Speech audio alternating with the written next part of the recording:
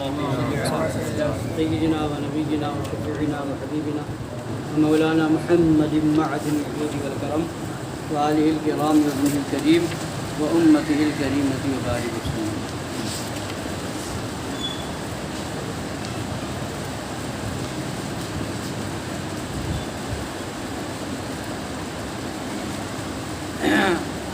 جیسا کہ آپ نے سماعت کیا ادھر کئی دنوں سے کہ یہ صلح کلی قسم کے مولوی ہوں، لیڈر ہوں، کچھ ایسی آیتیں اور حدیثیں ڈھونڈ کر کے لاتے ہیں جس کا مطلب کہیں نہ کہیں سے ایسا نکل پائے کہ سب سے ملنے کی اجازت ہو جائے، وہابیوں سے، دیوبندیوں سے، رافضیوں سے، قادیانیوں سے، معاذ اللہ تمام کفار و مرتدین سے. اسی طریقے سے فرماتے ہیں کہ یہ لوگ یہ بھی لاتے ہیں. کبھی یوں کہتے ہیں کہ اللہ تعالیٰ نے فرمایا ہے وَإِذَا رَأَيْتَ الَّذِينَ يَخُوضُونَ فِي آيَاتِنَا فَأَعْرِضْ عَنْهُمْ حَتَّى يَخُوضُوا فِي حَدِيثٍ غَيْرِهِ. اور فرمایا اذا سمعتم آیات اللہ یکفر بها ویستہزأ بها فلا تقعدوا معهم حتى يخوضوا في حدیث غیرہ انکم اذا مثلهم. یعنی کیا مطلب؟ پہلی آیت کا مطلب یہ ہے، خدا فرماتا ہے کہ جب تم کافروں کو دیکھو کہ وہ ہماری آیتوں میں پڑھتے ہیں تو ان سے اعراض کرو، الگ ہو جاؤ، یہاں تک کہ وہ دوسری باتوں میں لگ جائیں. یعنی کہ اگر وہ ہماری آیتوں کو لے کر کے وہ باتیں کرتے ہیں تو وہاں الگ ہو جاؤ، دین کی باتیں اگر کر رہے ہوں، اور اگر وہ اپنی باتوں میں لگ جائے تو کوئی بات نہیں. اور یعنی وہاں بیٹھنے کی اجازت، صلح کلی مطلب یہ نکالتے ہیں کہ اس وقت بنا ہے بیٹھنا جب وہ دینی بات کریں، اور اگر دنیاوی بات کر رہے ہیں، آپس میں باتیں کر رہے ہیں تو کوئی بات نہیں ہے، بیٹھ سکتے ہیں. معاذ اللہ، یہ آیت کا مطلب بتا دیں. اسی طریقے دوسری آیت کریمہ ہے اذا سمعتم آیات اللہ یکفر بها ویستہزأ بها. جب تم اللہ کی آیتوں کو دیکھو، ان کے ساتھ وہ کفر کر رہے ہیں اور ان کا مذاق اڑا رہے ہیں، استہزاء کر رہے ہیں، فلا تقعدوا معهم، تو ان کے ساتھ نہ بیٹھو، حتی یخوضوا فی حدیث غیری، یہاں تک کہ وہ اپنی باتوں میں لگ جائیں، اس کے علاوہ وہ اپنی اور باتوں میں لگ جائیں. انکم اذا مثلہم، بے شک اس وقت تم انہی میں سے ہو، انہی کی طرح ہو. تو اس کا بھی یہ مطلب نکالتے ہیں کہ دیکھو اللہ نے فرمایا ہے کہ جب وہ ہماری آیتوں کے، اللہ کی آیتوں کے ساتھ کفر کر رہے ہوں یا استہزاء کر رہے ہوں، تب فرمایا فلا تقعدوا معهم، ان کے ساتھ نہ بیٹھو. اور جب باتیں اپنی کرنے لگے دنیاوی تو ان کے ساتھ بیٹھ سکتے ہیں. تو یہ معاذ اللہ. تو فرماتے ہیں کہ یہ کیا کہتے ہیں ان آیتوں کو پیش کر کے؟ ان آیتوں میں کافروں کے پاس بیٹھنے کو خاص اس وقت منع فرمایا ہے جس وقت وہ اپنے جلسے میں اظہار کفر کر رہے ہیں. اس تخصیص سے ثابت ہوا کہ جب ان کی مجلس اس برائی سے خالی ہو اس وقت ان کے پاس بیٹھنا منع نہیں ہے. یہ صلح کلی اس آیت کو دلیل بنا کر کے مطلب نکالتے ہیں. اب اس کا جواب سماعت فرمائیں.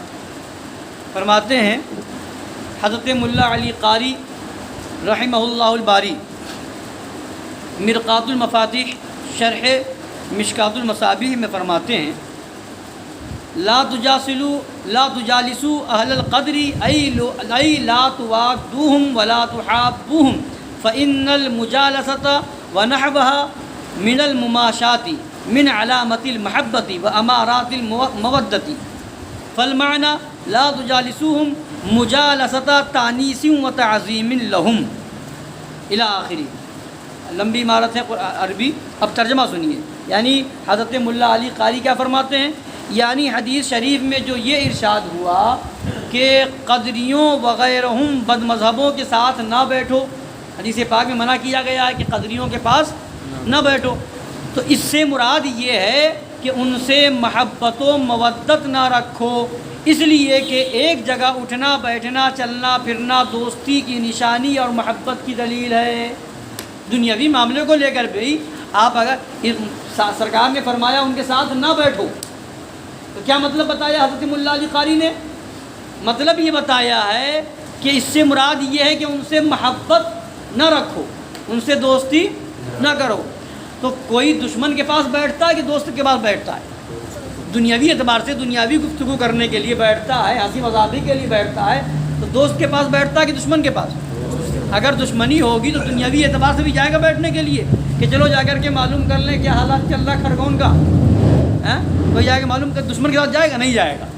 تو مطلب کیا ہوا؟ حدیث شریف میں کیا فرمایا گیا کہ ان کے ساتھ نہ بیٹھو۔ تو حضرت ملا علی قاری فرما رہے ہیں اس کا مطلب یہ ہے کہ ان سے محبت اور دوستی نہ کرو، اس لیے کہ ایک جگہ اٹھنا بیٹھنا چلنا پھرنا کس کی نشانی ہے؟ دوستی کی نشانی اور محبت کی دلیل ہے۔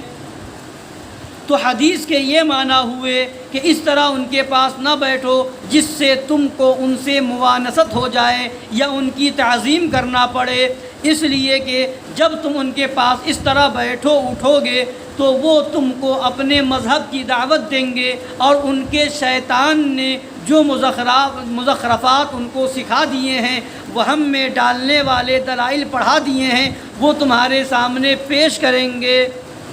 جو شیطان نے اس کے دماغ میں بھر دیا ہے، کچھ بظاہر ایسا لگتا ہے کہ بہت اچھی دلیل دے رہا، معاذ اللہ رب العالمین۔ حدیث شریف میں آیا نا کہ شیطان بری باتوں کو لوگوں کے سامنے اچھی بنا کر کے پیش کرتا ہے، سامنے والا سمجھتا بہت اچھی بات ہے مگر حقیقت میں بہت بری بات ہوتی ہے۔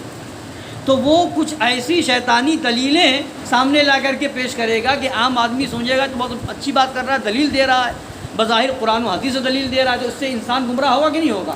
ایک واقعہ سنیے آپ، اس سے اندازہ لگائیے۔ یقیناً ہمارا اور آپ کا عقیدہ ہے ان اللہ علی کل شیء قدیر، بے شک اللہ ہر چیز پر قادر ہے۔ تو اب یقیناً قادر ہے، اب جو ہے اس کو شیطانی دلیل کیسے پیش کی جاتی ہے؟ شیطانی دلیل کے طور پر شیطان جب دلیل سکھاتا ہے تو کیسے پیش کرتا ہے؟ ایک جگہ مناظرہ ہو رہا تھا غالباً کلکتہ میں، سرکار مظہر اعلیٰ حضرت رضی اللہ تعالیٰ عنہ کا، اور سامنے مناظر دیوبندی منظور سنبھلی تھا۔ تو اس نے یہ کہا کہ دیکھیے توہین کرنا مقصد نہیں ہے میری مراد توہین نہیں ہے، اللہ کی قدرت بیان کر رہا ہوں، اللہ کی قدرت بیان کر رہا ہوں۔ کیا قدرت بیان کر رہا ہے؟ کہتا ہے کہ اللہ اس بات پر قادر ہے کہ حضور کی طرح ہزاروں محمد پیدا کر دے، معاذ اللہ۔ تو ایک عام آدمی سنے گا تو کہے گا ہاں اللہ تعالیٰ کی قدرت بیان کی جا رہی ہے، تو کیسے دلیل لا رہا ہے؟ تو اس نے یہ دلیل کے طور پر پیش کیا کہ اللہ کی قدرت ہم بیان کر رہے ہیں، اللہ چاہے تو حضور کی طرح ہزاروں پیدا ہو جائے، معاذ اللہ رب العالمین۔ تو اب اس کا کیا جواب ہوگا؟ بولیے۔ مگر سرکار مظہر اعلیٰ حضرت شیر بے شہ اہل سنت رضی اللہ تعالیٰ عنہ فرماتے ہیں کھڑے ہو کر کے، ہاں میرا بھی مقصد توہین کرنا نہیں ہے، میں بھی اللہ کی قدرت بیان کر رہا ہوں۔ اللہ چاہے تو منظور ابھی کتیا بن جائے، اللہ کی قدرت ہے، اللہ چاہے تو ابھی یہ کتیا بن جائے اور اس کے پیچھے سینکڑوں کتے لگ جائیں، توہین کرنا مقصد نہیں ہے، میں دلیل اللہ کی قدرت بیان کر رہا ہوں۔ تو فرمایا بے وقوف، اتنا بھی نہیں جانتا اللہ کی قدرت اس انداز میں بیان کی جائے گی کہ خدا کی بھی قدرت ہو اور نبی کی عظمت گھٹے بھی نہیں۔ وہی رب ہے، خدا کی قدرت بیان کی نا، خدا کی عظمت بیان کیا اور نبی کی شان بیان کی، وہی رب ہے جس نے تجھ کو ہما تن کرم بنایا۔ بیان کرنا اس طرح بیان کرو، وہی رب ہے جس نے تجھ کو ہما تن کرم بنایا، ہمیں بھیک مانگنے کو تیرا آستہ بتایا، تجھے حمد ہے خدایا، تجھے حمد ہے خدایا۔ تو اب تو یہ بتانا یہ ہے کہ شیطان کیسی دلیلیں سکھاتا ہے کہ عام آدمی اس کو پھر اس کا کیا جواب دے پائے گا اگر خدا بند قدوس کی طرف سے توفیق نہ ہو تو اب سنیے، فرماتے ہیں وہ شیطان جو دلائل پڑھا دیے ہیں وہ تمہارے سامنے پیش کریں گے، اور جن کو علوم و معارف میں کامل دستگاہ نہیں ہوتی وہ ان کے مذہب کی طرف میلان کر جاتے ہیں۔ جس کو علوم میں کامل مہارت حاصل نہیں ہوتی، خوب اچھی طرح سے علم نہیں، ہر کوئی جواب بھی نہیں دے، ہر عالم جواب نہیں دے پائے گا جو کامل مہارت رکھتا ہے، اسی لیے مناظرہ ہر ایک کے بس کی بات نہیں ہوتی ہے۔ تو اب نہیں تو ایسا عام پڑھا لکھا مولوی بھی بد مذہبوں کی صحبت میں برباد ہو جاتا ہے، اور ہوا۔ بہت سی دلیلیں آپ کے سامنے موجود ہیں۔ سرکار اعلیٰ حضرت رضی اللہ تعالیٰ عنہ نے ایک واقعہ لکھا کہ ایک بہت بڑا محدث تھا اپنے زمانے کا، اس کو جو ہے ایک معتزلی عورت سے محبت ہو گئی اور اس کے پاس اٹھنے بیٹھنے لگا، تو لوگوں نے کہا منع کیا تو کہا کہ میں اس کو راہ راست پر لانا چاہتا ہوں. فرماتے ہیں معاذ اللہ رب العالمین، وہ تو اس کو تو لا نہیں پایا، خود معتزلی ہو گیا. معاذ اللہ رب العالمین، تو محدث تھا. یہ کہنے کا مطلب مولوی بھی بد مذہبوں کی صحبت میں گمراہ ہو جاتے ہیں، ہوئے ہیں. لہٰذا کسی کو اپنے علم پر بھروسہ نہیں کرنا چاہیے، یا اس میں کہ میرا ایمان بڑا پختہ ہے، میرے بیٹھنے سے کیا ہو جائے گا، میں تو بہت پکا سنی ہوں. فرمایا یہ بھی شیطان کا دھوکہ ہے. جو ایسا کرے گمان کرے گا اس کو بھی شیطان گمراہ کر دیتا ہے. ہمیشہ ڈرنا چاہیے. تو فرماتے جن کو علوم و معارف میں کامل دستگاہ نہیں ہوتی ہے وہ ان کے مذہب کی طرف میلان کر جاتے ہیں، اور یا یہ اثر ہوتا ہے کہ ان کی برائی تمہارے دل میں سرایت کر جائے گی، اس لیے کہ غیروں کے پاس اٹھنا بیٹھنا آخری مرتبے کی ہلاکت اور انتہائی درجے کی بربادی تک پہنچا دیتا ہے.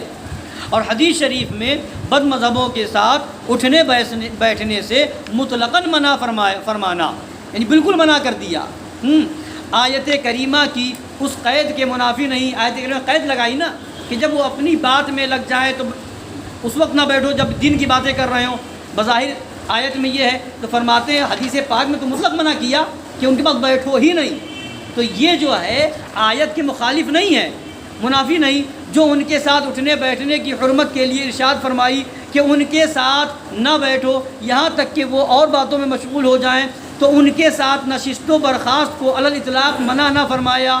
اس لیے حدیث شریف کا مطلب یہ ہے کہ جس کو علوم و معارف میں کامل دستگاہ نہ ہوگی وہ بد مذہبوں کی مجالست سے ان کا ہم خیال ہو جائے گا.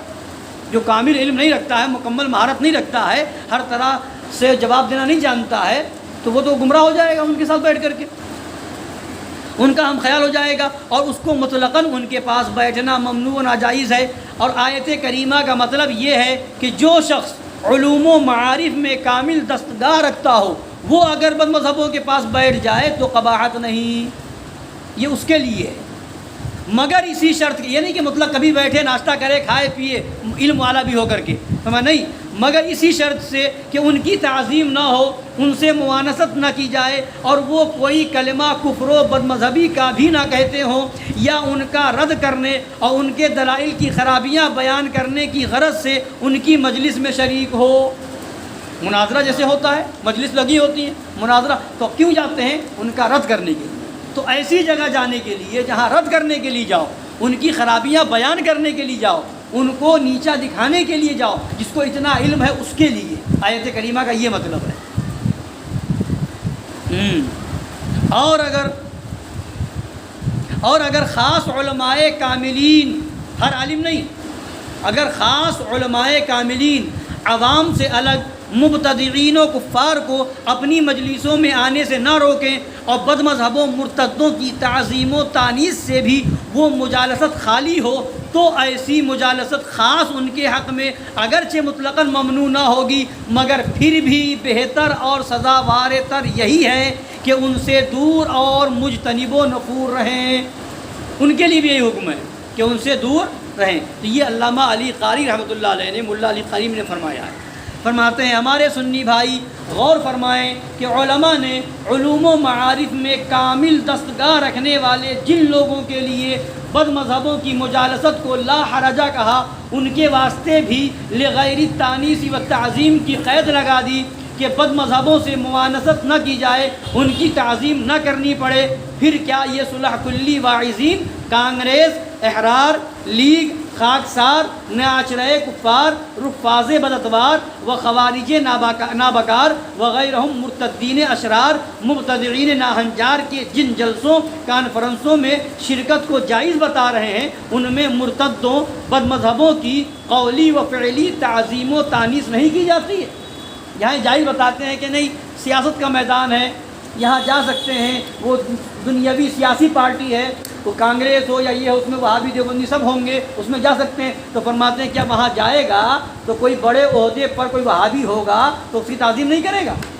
تو پھر فرماتے ہیں کیا اگر کوئی شخص ان کانفرنسوں میں ان کے مبتدعین و مرتدین، صدور و ناظمین و اراکین کی تعظیم و تانیث سے قولاً و فعلاً ہر طرح اجتناب کرے، اس کو انسیولائزڈ، غیر مہذب، وحشی کہہ کر شور نہیں مچایا جاتا ہے۔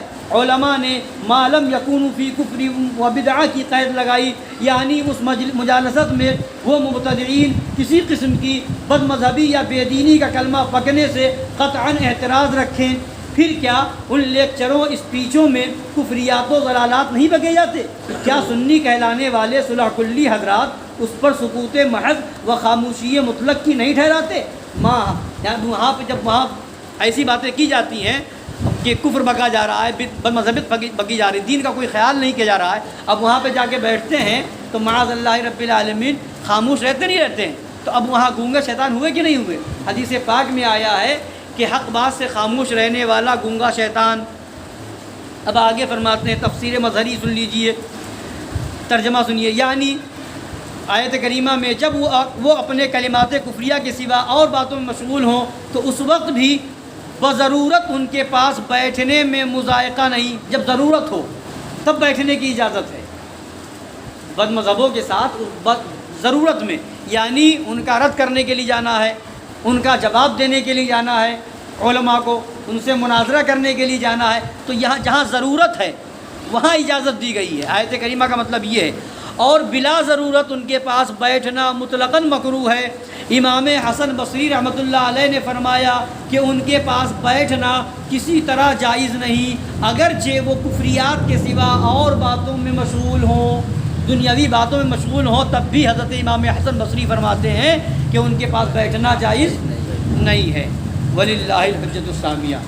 اللہ تعالی ہم سب کو سمجھنے کی توفیق عطا فرمائے اور اس پر عمل کی توفیق عطا فرمائے، آمین برحمتہ۔